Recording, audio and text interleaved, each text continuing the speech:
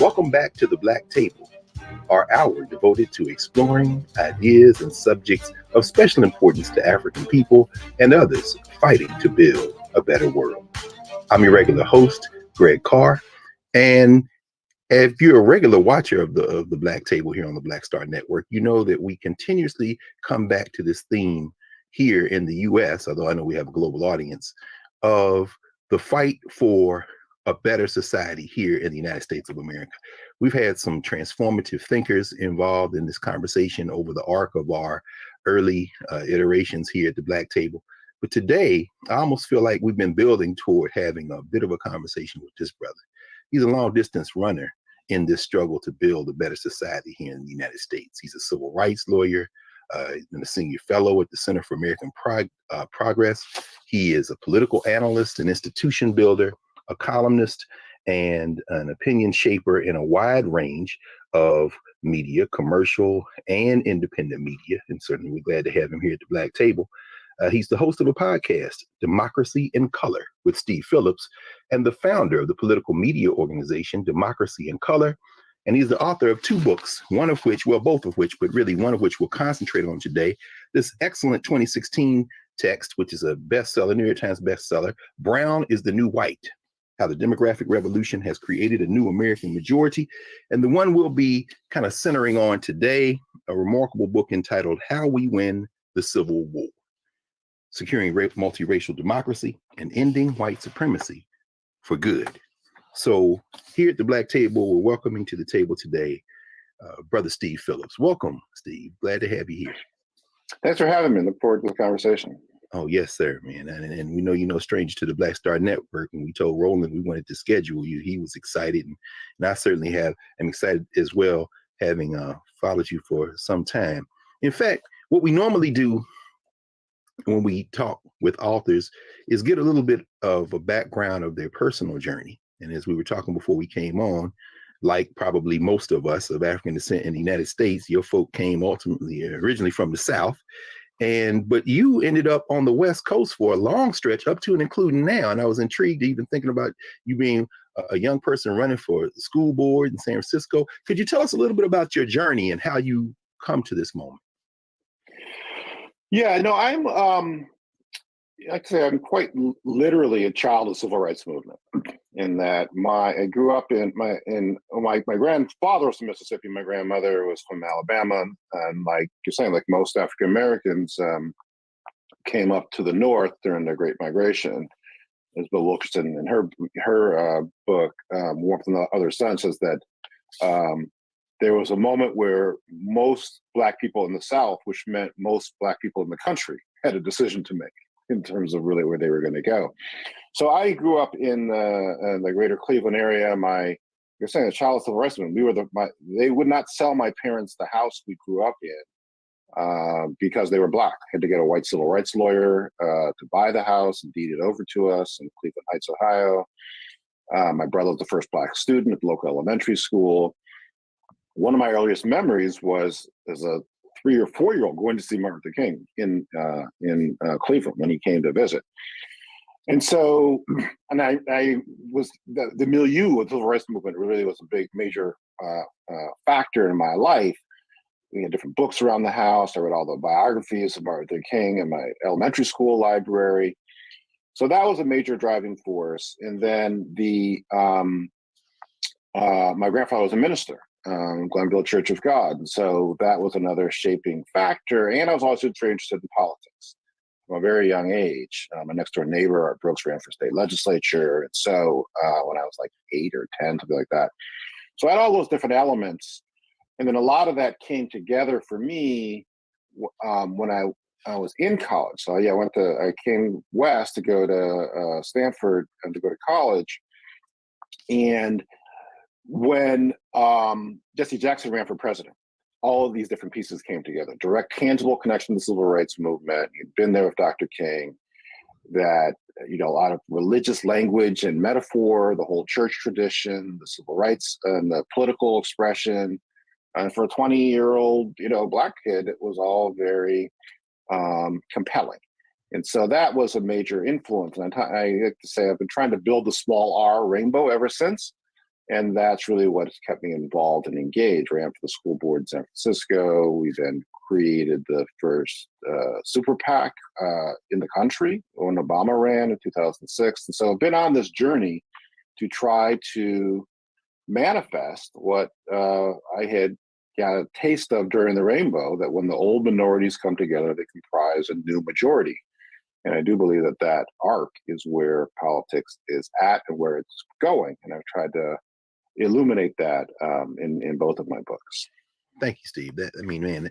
Just that snapshot, I think, is so telling. And particularly since, having come of age during that period, and then you empty all of that grounding, all of that kind of imagining, all that institution building as you narrate the institutions, including the Black church. You mentioned an uncle who's a journalist, those Black institutions emptying into that will as you go into California.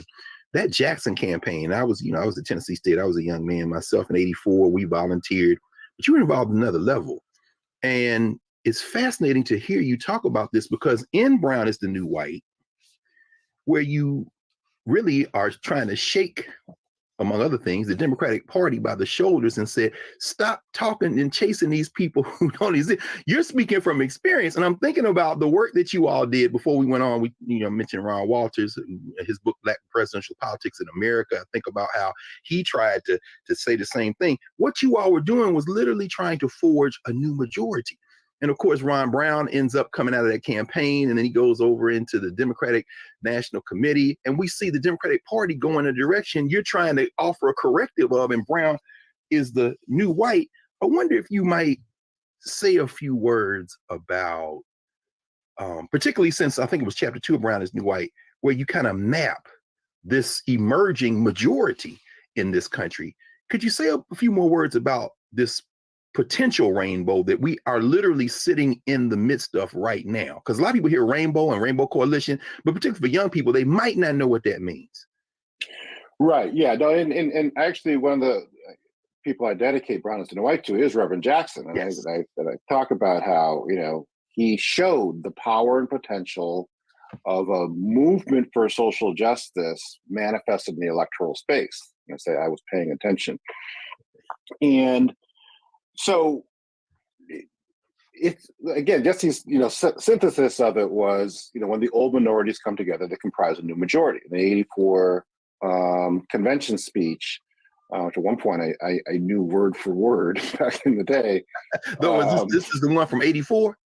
84 in San Francisco. Young people, I encourage you all, if you go to YouTube, watch that speech, because that convergence, Coretta Scott King, everybody is there. Yeah, our time has come, I think. Was that the name? Yeah. Yes, sir. Yes, right. So he says in there, he says, when blacks vote in great numbers, progressive whites win. It's the only way progressive whites win. And then he says, when blacks vote, Hispanics win. Says we must all come up together. And so he really pointed the path and illuminated and showed the power. That's the other piece. It wasn't even just a conceptual idea. Jesse in '84 had 3.5 million votes, 400 delegates.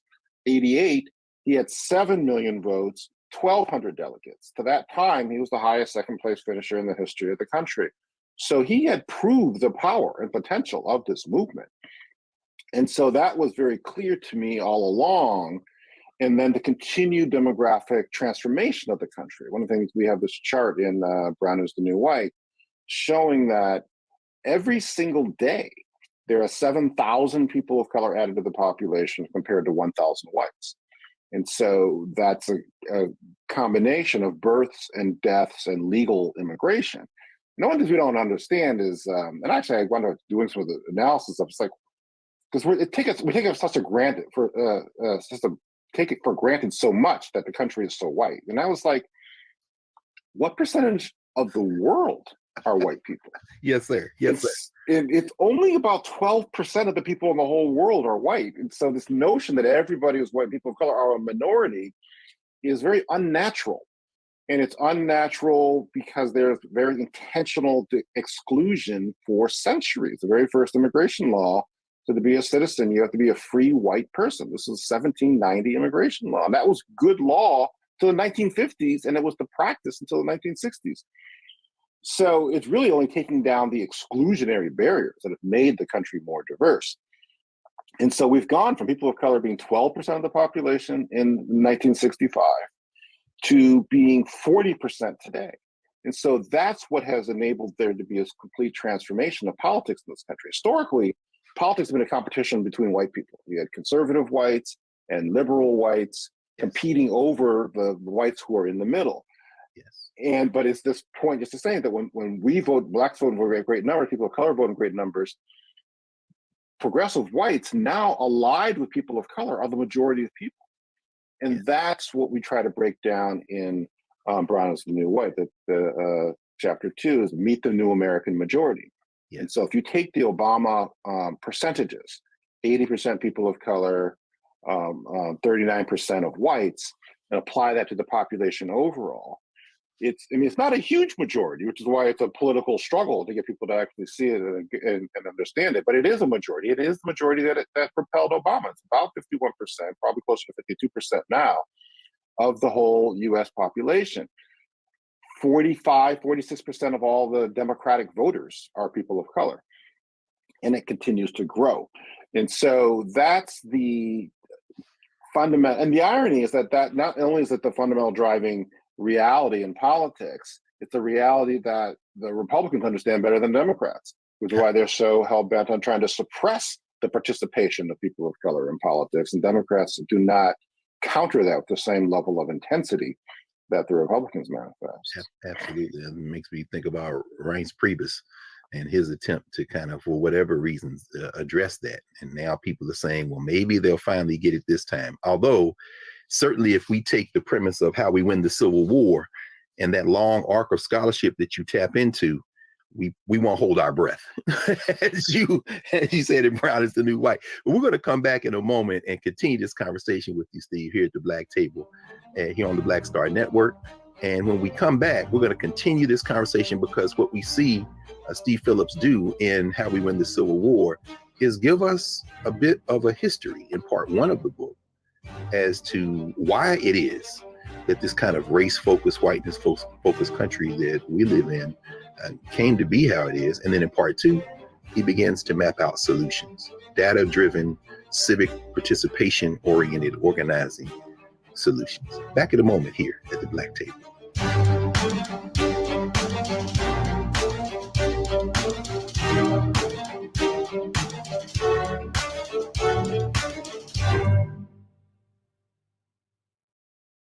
Hatred on the streets, a horrific scene, a white nationalist rally that descended into deadly violence. White people are losing their damn minds. As an angry pro-Trump mob storms the U.S. Capitol, we've seen shooting.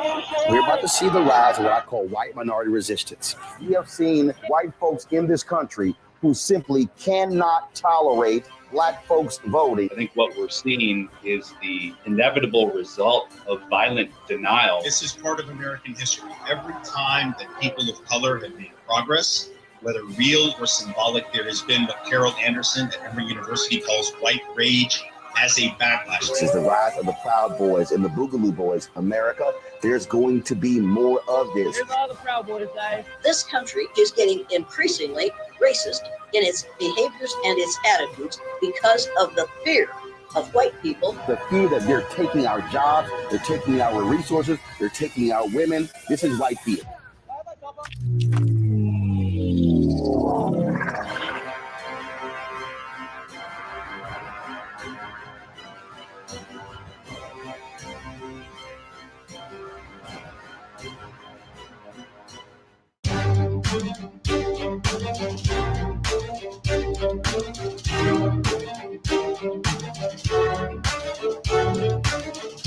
Welcome back to the Black Table here at the Black Star Network. I'm Greg Carr, your host, joined by Steve Phillips, author of Brown is the New White and How We Win the Civil War. Steve, when we left, you had led us right up into the room.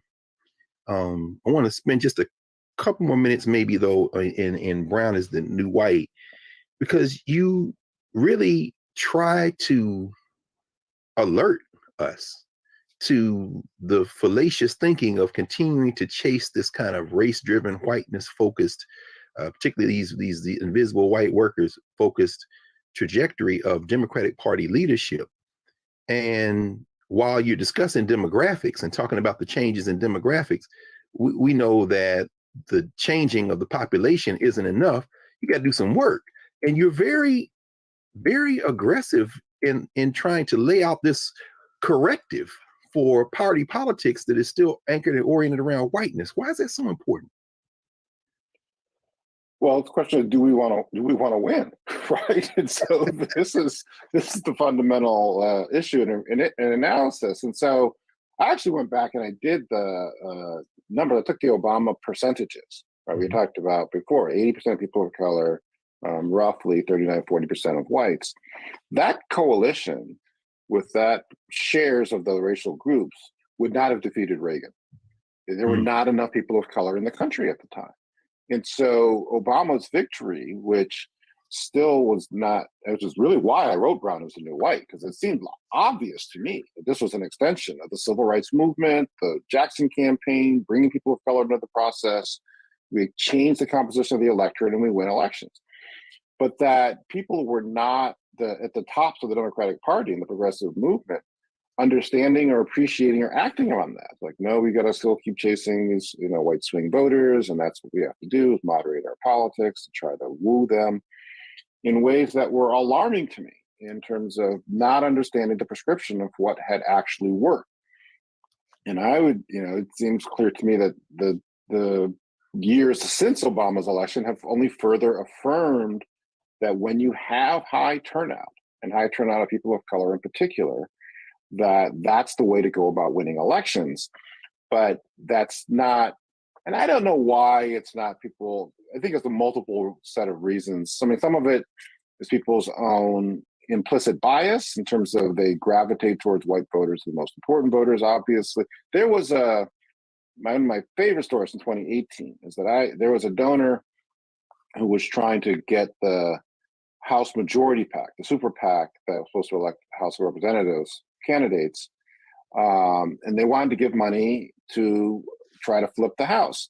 And they went to House Majority PAC, and they asked me where to go. And I said, what about go to California, Central Valley, David Valdeo's seat. It was a majority Latino district, and it was a very close election previously. If you could increase Latino turnout, you should be able to win that seat. This super PAC told people, don't go there. There's a lot of Latinos there. They don't vote in midterm elections. We should choose someplace else to go. Wow. And so we pushed and got them to go back, and they invested in Communities for New California. It's a grassroots organization, came out of the farm workers movement, and they knocked on 30,000 doors, made phone calls, won that seat by 800 votes. Huh. But the other part of that is that that's hard work. And I think that's part of the other reason why folks don't want to go in that direction is it's much easier to sit in your desk and design, TV ads on your computer than having to organize and coordinate hundreds of people to knock on doors and make phone calls. Yeah. Well, I mean, that's the only way, as you lay out in part 2 of how to win the Civil War, is really the only way to do it. But I mean, it's fascinating. It's fascinating, Steve, to think about this. I suppose we all take for granted that this country, as we were taught in school, as it exists, as we were taught in school, has remained somehow static. I'm thinking about a professor at Penn Law, Kermit Washington, who's written a book called The Nation That Never Was. And he says there are basically two constitutions. There's the 1787 Constitution, and then there's the Reconstruction Constitution. And I found it fascinating because in reading your book, How We Win the Civil War, you really kind of bring out the fact that this is not only a work in progress, but you can't frame this country simply in terms of George Washington and James Madison, that it is constantly moving. The population shifts and changes, and the additions to it have transformed it generation after generation after generation. And as you say, as you lay out in Brown is New White, we want to win elections, yes, but in how we win the Civil War, though, you go deeper. You really are getting into the cultural roots, almost the existential kind of challenges faced by this kind of settler colonial nation state called United States of America. And when you frame this as a battle between those who want to hold on to white nationalism, or those who want to engage in what you call a Confederate kind of logics, Confederate moment, versus those who want to build a different kind of society, I mean, that's a transformative paradigm. Could you walk us through maybe part 1 of your book? I mean, what is that thesis? Is that really the battle of what we're facing here in this country? It very much is the battle. I mean, I don't know, irony is not even a strong enough word. So the publisher came to me, New Presses, that published both my books. They came to me in April of 2020. We should know, I said before, this is a COVID book. So anybody thinking it takes 10, 15, 20 years, although you spent your whole life in this work, you did this in 2 years? Well, you say that that's a short amount of time, but yes. Well, I mean, for an analysis like this, everybody's writing COVID books, but you can't write a book like this unless you spent decades thinking about and working in this work. But anyway, so I'm sorry. So they came to you in April 2020. April 2020. And I was saying, because of how much divisions Trump had sowed, how clearly he was, a pro-white president, I was like, well, why don't we use the metaphor, just use the Civil War as a metaphor in terms of describing this period that we're in. And that 8 months later, people carrying the Confederate flag, wearing sweatshirts saying MAGA Civil War, January 6, 2021, stormed the U.S. Capitol, hunted down the country's elected officials, built a gallows for the Vice President of the United States, and to block the peaceful transfer of power within this country. And I was like, well, this is not so metaphorical anymore. And so I titled the introduction of A Choice Between Democracy and Whiteness, which is a quote from Taylor Branch, who wrote the Parting the Waters civil rights books, and he was in conversation with Isabel Wilkerson. She recounts this in her book Caste. And they were talking about the rise of white domestic terrorism within this country. And he was saying people said they wouldn't stand for being a minority in their own country. So the question is that if given a choice between democracy and whiteness, how many would choose whiteness? And Wilkerson says, we let that hang in the air, neither of us willing to hazard a guess. Yeah. But my fundamental argument or illustration in the book is that the Confederates have never stopped fighting the Civil War. And I put this forward initially as a concept, but as I began to dig into the research, it actually is quite literally true to the point where you have at its most clear that groups like Sons of Confederate Veterans, United Daughters of the Confederacy, they have hundreds of chapters, 700 chapters across the country. And then you can go onto their websites and you can buy Confederate belt buckles and soap and whatnot. So they've literally been moving the Confederate forward in that regard. But more broadly, this notion about, is this a white country or is this a multiracial democracy? That's what's been uninterrupted, that fight. And that everybody knows, obviously, Lincoln was assassinated, but I didn't even fully appreciate exactly when and why. So just 5 days after the supposed surrender at Appomattox, John Wilkes Booth, who had heard Lincoln's first speech after the supposed surrender, said, that means N-word citizenship. That's the last speech he'll ever give. Wow. And then went and shot Lincoln at the back of the head. Okay. Then you had in the 1870, after the brief period of Reconstruction, the agreement to give the South back to the slaveholders. And so reestablishing white nationalist dominance for 100 years within this country. And so it's only since 64 and 65 that we've actually been trying to get more towards more multiracial democracy with the Civil Rights Act and the Voting Rights Act. So it has been an uninterrupted battle around this existential question of, is this primarily a white nation? Or is this going to be a multiracial democracy? And that continues to rage to this moment. Yes. And it is truly remarkable. I mean, I think it's John Roadhamel has just written the book, America's Original Sin, where he traces exactly what you said about the motivations behind what John Wilkes Booth, why he did what he did. And that's not a way that we typically read it in this country, the way that he's writing about it, the way that you're talking about it.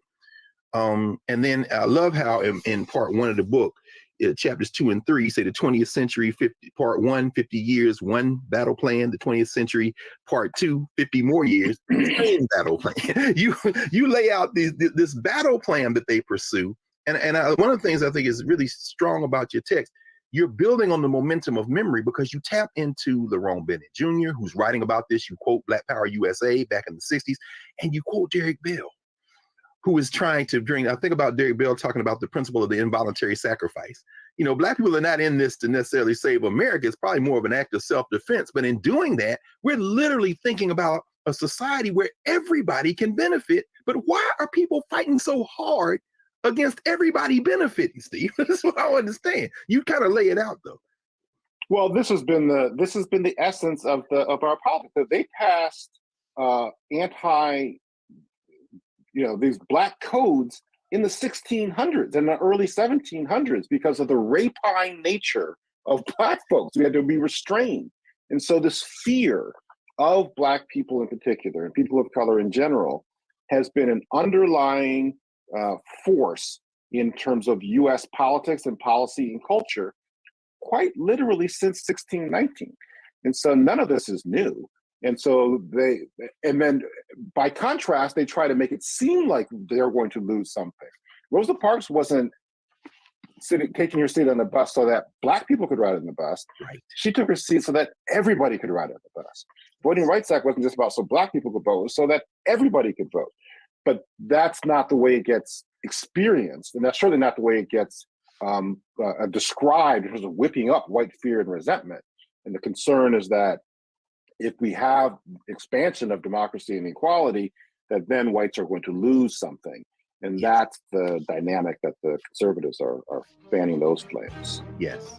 Well, when we come back, we want to continue this conversation, Steve, and have you walk us through the kind of process by which, as you write in the book, for 157 years since the end of the Civil War, this struggle has continued, and also walk us through the process by which we can not only fight back, but win. It's quite an optimistic book. So y'all just hold on for a minute. In a few minutes, we're going to get to the victory part. So we'll be back right after this break here at the Black Star Network at the Black Table. Back in a moment.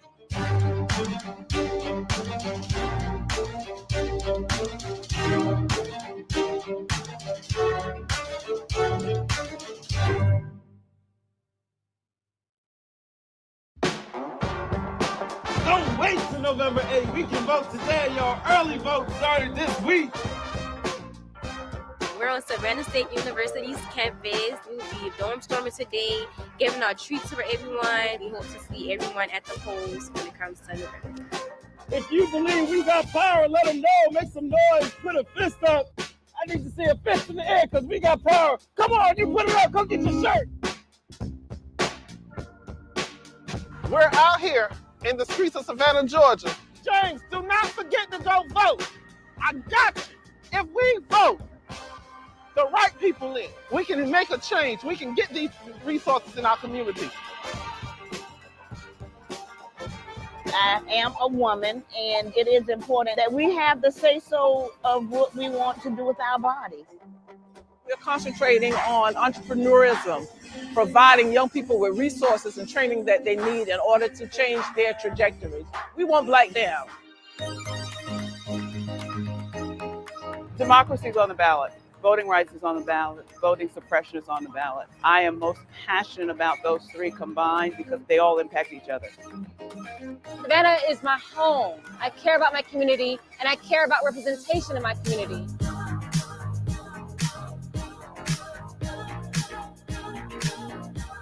Our voices are still going to be heard no matter what kind of obstacles try to come up against us to stop us from voting. We're still going to be standing our ground.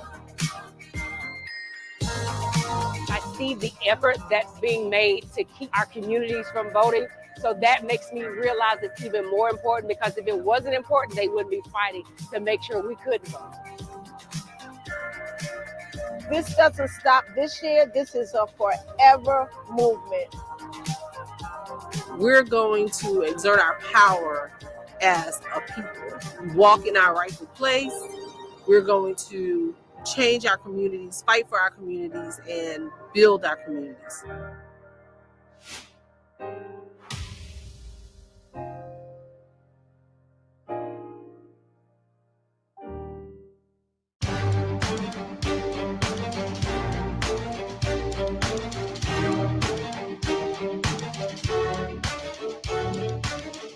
Welcome back to the Black Table here at the Black Star Network. Remember to support the Black Star Network. Download the app, tell your friends. There's nothing like this.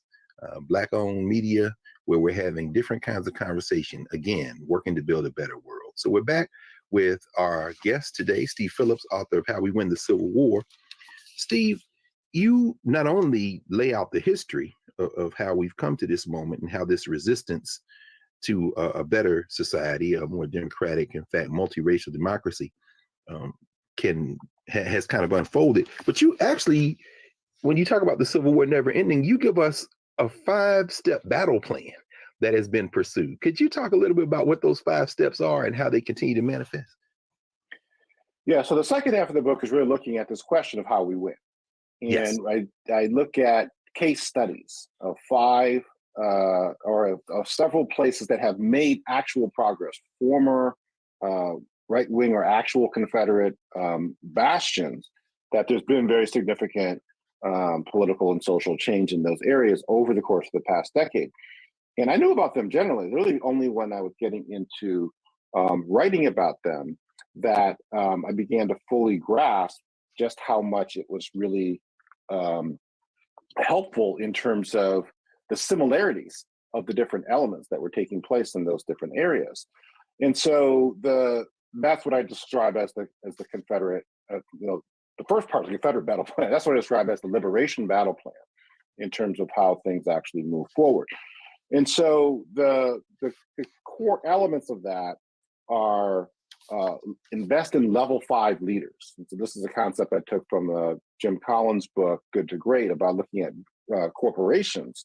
And they called level 5 leaders, who people were very personally, humble, but extraordinarily driven and demanding for their organizations. And so all of these different areas had Georgia, Arizona, Virginia, San Diego, and Harris County, Texas, had those types of leaders. So the level 5 leaders, strong civic engagement organizations.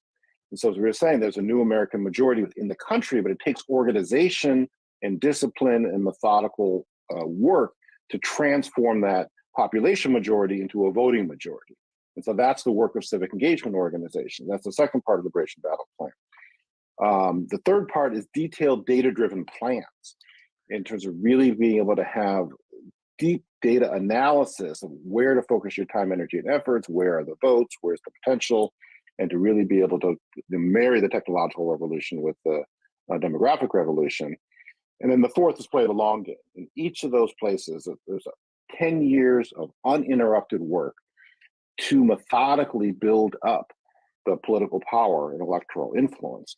And that is what has enabled them to actually succeed. So those are the core components of the Liberation Battle Plan.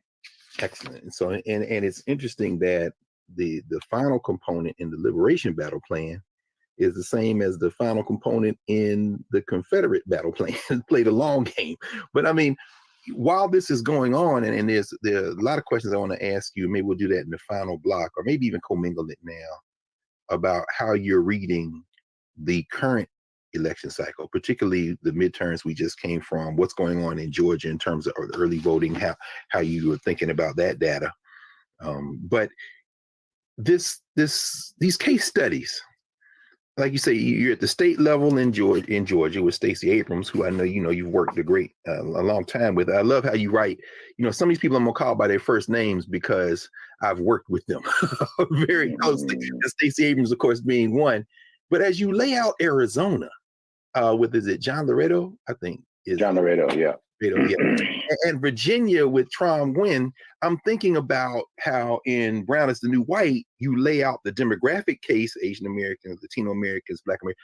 But here in How We Win the Civil War, you take the next step, as you say, you're profiling individuals who are representative of these movements, as you say, who are organizing. And as I was reading, I couldn't help but again think about your experiences with Rainbow Coalition, with the Jackson campaigns, your political organizing.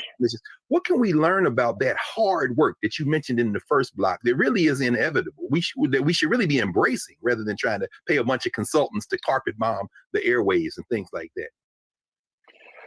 Right. So it's for people who come out of an understanding of social change and organizing. Right. So John is a perfect example of that. John Laredo in Arizona. So John was the head of the state legislature, the top Democrat in the state legislature in the early 2000s. But before that, he came out of the United Farm Workers movement. Cesar Chavez was a mentor of his.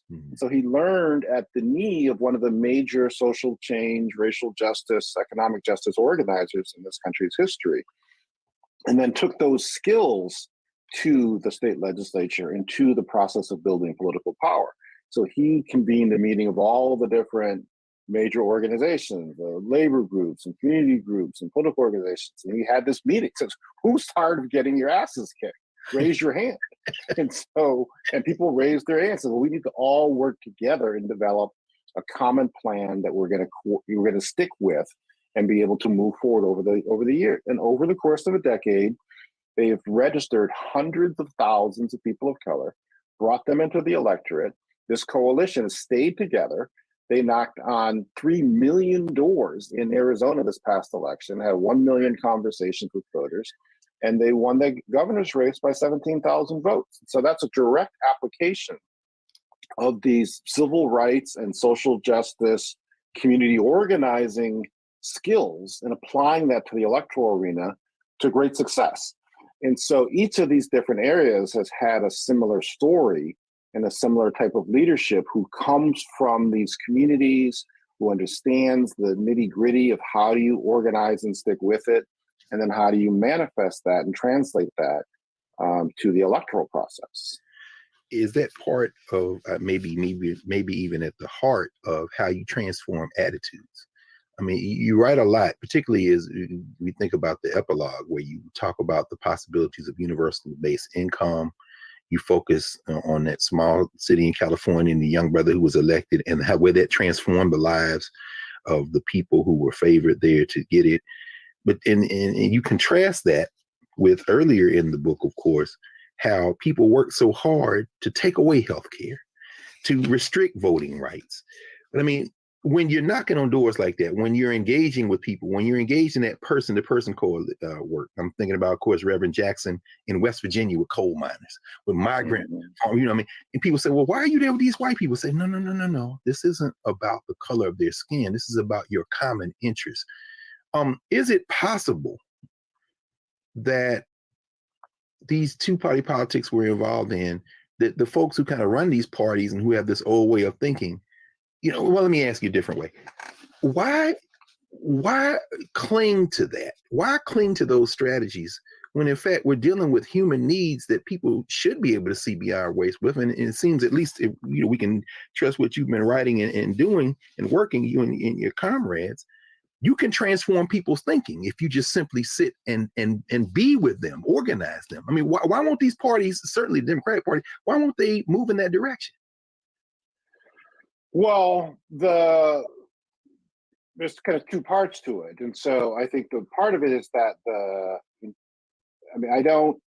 I'm fundamentally more focused on changing who holds power than in changing attitudes. And that's really kind of across the board. Thanks for clarifying. And so yes. It's not, people did not think that, it wasn't about changing people's attitudes that enabled us to pass Obamacare. But because we passed Obamacare over the strenuous opposition of the right and the Republicans, that people of all backgrounds and all political persuasions got access to health care. Yes. So that's kind of how I see this playing itself out. They're going to resist. Like, we recount a story of this guy in Tennessee who needed health care for his, I think it was his kidney disease. And he said, I'm not going to get Obamacare. It's only in his 40s. I don't want to give away, and I would rather die. And he died. And so the level of intensity, because this is an existential question, the way it has been framed in this country. I mean, if you think about the Civil War itself, right? I mean, the equivalent of 7 million people were killed as the percentages of the population. And so what would make somebody willing to take up arms and shoot your former countrymen and kill people at that scale if you didn't actually feel that your own identity, your own culture, your own way of life was in grave danger? So that's on that side of the scale. And then I think we touched a little bit before in terms of on the Democratic side. I certain extent people only know what they know, which is why you have to change who is in the positions of power. And there's very strong bias in this country that the white votes matter most, white people matter more. And so there's all, like, they keep having all these articles in the media about the Trump supporters and diners in the Midwest and how they're alarmed, like this whole, hillbilly elegy piece of, J.D. Vance, the dismay of white working class people, and somehow trying to put that on Democrats. And I'm like, well, where are the articles about the dismay of Black people? Because in terms of who's actually dealing with difficulties within this country, but that's not seen as that important. And so there's just a very strong predisposition to focus in on the needs and the sensibilities of white voters among the people at the top of the Democratic Party. And as we were saying before, it's harder work to be able to get people who face lots of economic obstacles to participate in the political process than it is to just design, fancy ads on your computer, and then you can just click a button and spend millions of dollars in these different districts. So that there's a inherent bias among the consultants against doing voter mobilization work, and then there's the lack of cultural competence about not even knowing how to do it, and even how to even reach people of color on top of that. Excellent. In fact, when we come back, Steve, we're going to finish our final segment by you hopefully giving us some of your perspective on what we've just gone through with the midterms and how we build, as you write in the epilogue, the society we want, after having to decide, as you kind of quote there, Nicole Hannah-Jones, beginning that section, what kind of society do we want? Do we want everybody to vote? Do we want everybody to participate? So when we come back, we'll finish this hour at the Black Table with our guest, Steve Phillips, author of How We Win the Civil War, Securing a Multiracial Democracy and Ending White Supremacy for Good, here at the Black Star Network. Back in a moment.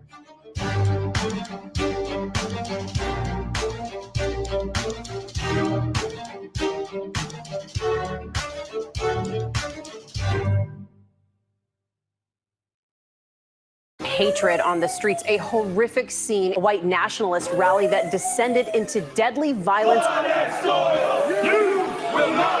White people are losing their damn minds.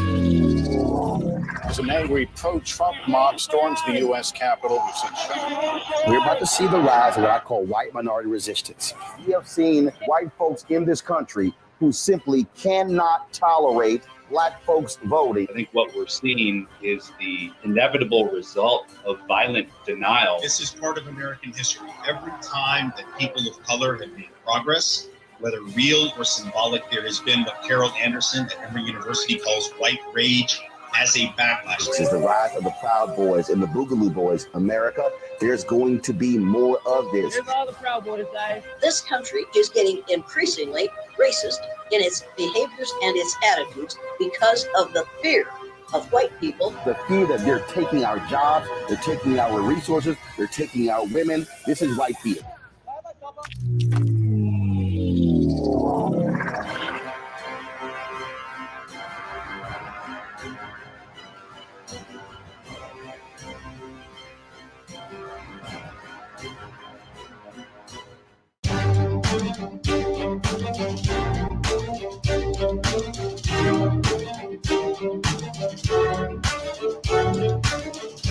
Welcome back to the Black Table here on the Black Star Network. Remember to support the Black Star Network in every way. I'm your host, Greg Carr. We've been joined this hour by Steve Phillips, author of Brown is the New White and How We Win the Civil War. Steve, I have a couple of questions based on what you've seen in the wake of these midterm elections. You write extensively about Georgia, extensively about this level 5 leader, Stacey Abrams, the organizations that she helped build, that you all worked so hard to move. What's this early voting telling you in Georgia? I mean, we see that there are a lot of people who are out voting. There are a lot of young people.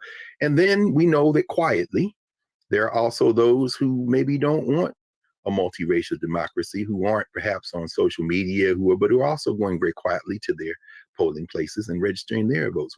What is this early voting telling you, and what do you anticipate maybe might happen in Georgia? Well, I think it's going to be close again, as it always has been, which comes back affirming the significance and importance of civic engagement organizations and voter mobilization work. I mean, as we saw with Biden winning and with Warnock and Ossoff winning, there is a majority of people, but in terms of being able who are part of this new American majority, progressive whites and people of color. But the core of that is people of color, and people of color have far more obstacles in their lives, gargantuan racial wealth gap in this country, transportation issues, childcare, all these different things that get in the way of being able to vote, requires there to be a civic engagement organization to help you cast your ballots. And so what we're up against is people who have fewer obstacles to voting, more regular voter participation, and fierce determination to stop the changes that are happening. And so I had done this chart looking at voter turnout in Georgia, and it was very flat in 2010, 2014. And in 2018, it jumped up, and you can see it on this chart. And Stacey Abrams did massive voter mobilization to increase voter turnout, and that's what brought her so close to winning that race in 2018. But at the same time, white vote increased significantly, and the conservative white vote in these small counties. Was that just as many Black folks were like, yes, we can elect Stacey Abrams governor. You had a whole lot of conservative whites saying, hell no, we're not going to have her elected. We're going to come out and vote. And so it's this very precarious battle between, can we get more of our folks, or they're getting more of theirs to come out? So it's on the one, there's a couple factors that are in our favor for the runoff with Warnock, is that there is a very strong civic engagement organization and network of groups who do voter turnout work among all the different groups of color in Georgia. The Georgia Votes Coalition that Leslie Small runs. And so that's one factor in our favor. The other factor, frankly, is that the control of the Senate is not at stake. And so there's less alarm, I think, on the part of the conservatives. Some of the reporters in Georgia were talking about that they kept hearing during the midterm elections was, we have to flip the Senate, we have to stop, Chuck Schumer, but that's not at play anymore. And so they might not have quite as much drive or motivation or animus to turn out, but our side still has more obstacles to voting. So it's going to be very close, but there are a couple of factors that weigh in our favor there. That's excellent. It's funny that the third of the battle plan, the kind of Confederate battle plan you mentioned, distort public opinion. Certainly, when you evoke that in terms of what's going on now in Georgia, the Senate's not in play. It's interesting to see how public opinion can be distorted. And like say, you're driving people to the polls, but given that point of entry, I want to ask you about Arizona, because certainly if Warnock wins, that diminishes some of the influence of Kyrsten Sinema. But I'm wondering, as a lawyer, and as a civil rights lawyer in particular, if you have any thoughts about Cochise County saying they're not going to certify the votes, while the political pundits are saying, well, that means maybe they'll flip a couple of seats to the, yeah, but remember that fifth element that you talk about, play the long game. Is the possibility of a county in a state not certifying a vote and getting away with it, what might that lay the groundwork for in the long game, Steve? Because I know you have a legal point of entry on this. Well, that's a good question, because in the short term, that county is likely just not to have its votes counted, period, which actually hurts their candidate in terms of, so they're trying to, have that kind of petulant response to being part of the democracy. But you're right, in terms of the danger to the democracy in the long run. And this is in essence, and this is part why I say that the Confederates have never stopped fighting the Civil War. The Civil War, it didn't actually start as with shooting. It started with the Southern states refusing to accept the election results in an election where the candidate backed by Black people won. And they were like, no, we're not going to acknowledge his election. We're not going to honor the laws that are set up. We're going to completely separate ourselves and succeed. And so this is what is at stake, is that these counties, you see it also in terms of, sometimes you get these, you saw a lot in the kind of more of the height of Black Lives Matter movement, some of these sheriffs in different counties be like, well, we're not going to enforce these different laws. And so, which is what they did during the Civil Rights Movement, right? After King talked about interposition and nullification, and they not acknowledging, they didn't want to acknowledge and implement Brown versus Board of Education. And so it's a very similar pattern of trying to exempt yourself from the country and the government to which you belong and from which you get a whole bunch of money, when that part gets left out of in terms of the resources that go to these places. But the trend is dangerous in that regard, because they are trying to lay the groundwork for not having to honor the laws of the country that we're all part of. Yes. It's interesting. I have a couple more questions I want to ask you, if I can get them squeezed in. One involves Texas. And as you were talking about J.D. Vance, you mentioned J.D. Vance in passing, maybe curious as to if any thoughts you might have on why in Ohio, Tim Ryan didn't do as well as folks were hoping. But then Josh Shapiro, running in Pennsylvania for governor, seems to have struck that kind of coalition you're talking about to win a statewide election. And of course, the Pennsylvania State House chamber, one of the chambers, switches hands. But in Texas, as you write extensively about demographics and about understanding culture and the culture, what are we facing when we ignore culture and just focus on demographics? Because obviously there's no such thing as one Spanish-speaking community. And we see in Texas attempts to make inroads by the Republicans among these Spanish-speaking communities by appealing perhaps to this notion of values. What do we miss when we don't really dig into this question of culture and just simply think if somebody is a certain color, somehow their politics are all going to be the same? Right. Well, one of the big parts of the culture piece is that it's also a way to increase civic participation in voting in ways that could be more widespread and more influential than just doing door knocking.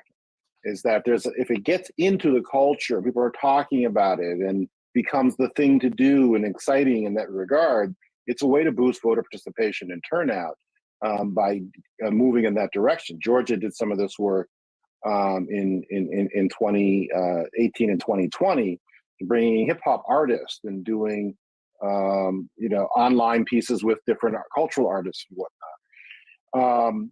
But the other part of the culture dimension is it needs to become part of the culture. Voting needs to become part of the cultural apparatus and operation. And so the reason Texas is still largely Republican controlled is because the voter turnout numbers are so vastly different between whites and people of color. The majority, whites are just 39% of the people within Texas. And even among the eligible voters, African Americans and Latinos, the majority of eligible voters within Texas. But the voter participation levels are so low among people of color that it distorts the picture of what the state's politics actually are. And so that's part of these pieces. So we did, I think we had created the country's first super PAC back in 2008. We ran these ads in South Carolina, and there was an ad, it featured a conversation in a Black beauty salon, and then in among a choir at a church. So trying to connect with the cultural realities of who the community was that we were trying to reach. And we were talking about even to the extent that so much of money gets spent on ads by consultants and whatnot, they're also culturally incompetent ads. And they're not by people who come from those communities, and they'll be like, oh yeah, I resonate with that. That's going to inspire me to participate. Mm-hmm. Well, we only have a couple of minutes, but I wanted to squeeze this question in, Steve, and it has to do, and I'm glad you evoked the question of voter participation, even in the context of voter suppression, as you write about. And you contrast the United States with some other countries where there's even compulsory voting in some places, and certainly voter participation is much higher. Any thoughts about the possibility of building a new American society in a world system where we see, just like capital, money is transnational, neoliberalism, white supremacy in some ways is transnational. We see Bolsonaro in Brazil with all kind of consultants and people who come in here from the United States.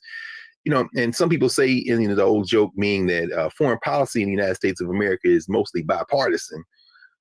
Can the United States build a different type of society in a world without engaging the rest of the world? I mean, where would you put the United States relative to the rest of the world as you think about these things? Well, yeah, those are very good points. And people, I think there was a poster once saying that if capital can cross borders, why can't humans cross borders? Right? In terms of this level of like anti-immigrant focus, right? But I think there's different potential that we don't fully understand and appreciate. I remember I had a conversation once with Harry Belafonte, where he was talking about, can there be relationships, can there be business relationships between the countries like in South America that grow coffee beans, and can they strike deals with entrepreneurs of color to create coffee shops in the United States? And so I thought that was very kind of intriguing and out of the box way of starting to think about it. Most of the people in the world are people of color. Most of the countries, the largest countries, are controlled by people of color. So what are the opportunities for partnership with Africa, with China, in terms of being able to engage those countries with the communities of color and to start to create a broader vision of what kind of society is possible? The businesses understand it. They're talking Browning's New White about how Starbucks had to become very culturally competent about China when it started to expand into China, which had largely been a nation of tea drinkers, but China is Starbucks is a coffee company. And so they had to engage with the people locally there. There are opportunities, and we have allies across the world who are running countries. And that's something I think that it creates potential for us to strike sister cities, sister state types of collaborations and connections that can bring to bear the potential and the strength of our sisters and brothers across the world. Absolutely. Well, brother, you talking about a whole revolution. but you've given us the pathway. I mean, like you said, all revolutions are local as well as global, and you've given us a pathway in both of these books. Steve Phillips, author of Brown is the New White, and the new book, which encouraged everybody to get, How We Win the Civil War, Securing a Multiracial Democracy, and Ending White Supremacy for Good. Thank you so much, brother, for joining us for an hour here at the Black Table. We look forward to talking to you again, son. Thanks for having me on, and thanks for your work. Oh, man. Thank you. Thank you. We'll be back in a moment to clear the table and prepare for our next session here at the Black Table. Back in a moment.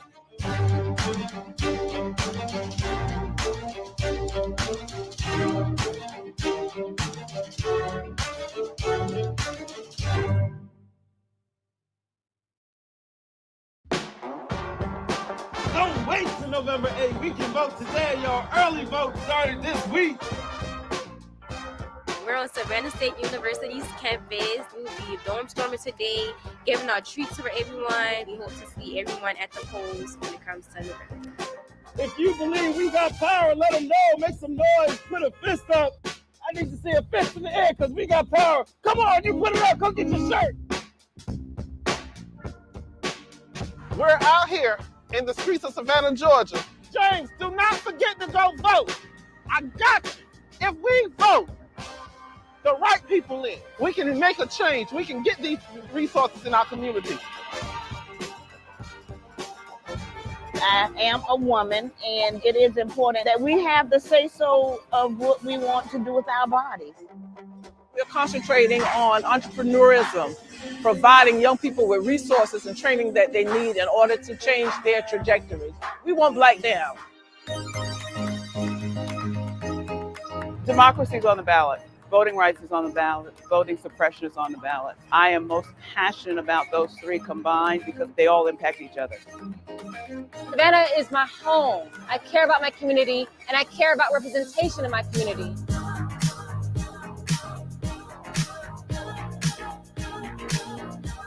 Our voices are still going to be heard no matter what kind of obstacles try to come up against us to stop us from voting. We're still going to be standing our ground. I see the effort that's being made to keep our communities from voting. So that makes me realize it's even more important, because if it wasn't important, they wouldn't be fighting to make sure we could vote. This doesn't stop this year. This is a forever movement. We're going to exert our power as a people, walk in our rightful place. We're going to change our communities, fight for our communities, and build our communities.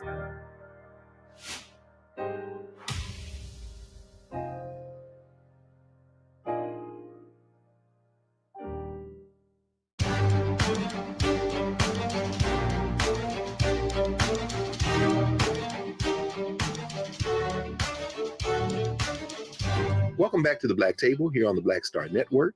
Again, we want you to support the Black Star Network in every way possible and spread the word. I'm Greg Carr, your host for this show on the network. And we just heard Steve Phillips lay out not only a history of the United States of America and its struggle to become something other than what it was founded to be, but also give us very concrete steps on how to build a different type of society. And as he put it in a global context there near the end, I couldn't help but think about one of his comrades, a key component of the Jackson campaigns and Rainbow Coalition, the great Ron Walters, who wrote a book called Pan-Africanism and the African Diaspora, where he talks about these transnational relationships.